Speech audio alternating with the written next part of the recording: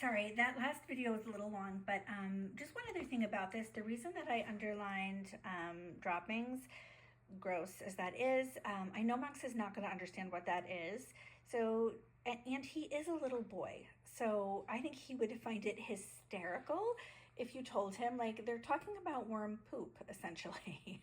I think that he would think that's funny, and not just in this article, but really any other article. I wish I had unclipped this before. I just kind of want to point out how Max's vocabulary is very low. And even though, like, he may understand generally about earthworms, he really doesn't know what a lot of these words mean. Like, he is not 100% going to understand what droppings are unless you tell him. And he does know tunnels, obviously, because of his trains. But you might want to just make a comparison between a train tunnel and a worm tunnel. Like, a worm tunnel is tiny and it's under the ground, you know, not like your train tunnels, Max. I just, again, like, the whole point of this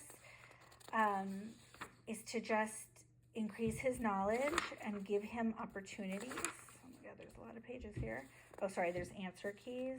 Not like you would need them for this, but so like here, the next one is butterflies and flowers. And don't feel like you have to go in order. Like if you think like, oh, I don't think he's going to want to do butterflies and you want to do this thing about floppy ears, which is probably about a rabbit, then do that. Like, you know, whatever it is you want. I did put the data collection for this in the social studies I think I put it in social studies. It's either in social studies or science. I don't know where I put it. But like Max probably does know what a garden is, but again, like I would really take my time and go slow with these, and I would not assume that he knew. I would show him different kinds of gardens. I would show him plant gardens versus vegetable gardens versus completely flower gardens. I would explain what the word flutter means, because 100% he doesn't know that. I might have Max act out a flutter. You know, like, don't be afraid to get silly. You know, you're probably thinking, oh my God, Erica, like, who wants to do that? But like, it might just make it more interesting. Like this, I thought Max would get a kick out of how they taste the juice with their feet, but they use a tube on their head, like a straw. Just a lot of this is pretty cool. And like I said, just whatever the article is, don't be afraid to really take your time and spend an entire week just kind of going over it and the vocabulary and giving him the knowledge. Like, I guess this is like a lot about plants. So, like here, minty, I'm sure he doesn't know what that is. You might compare that to like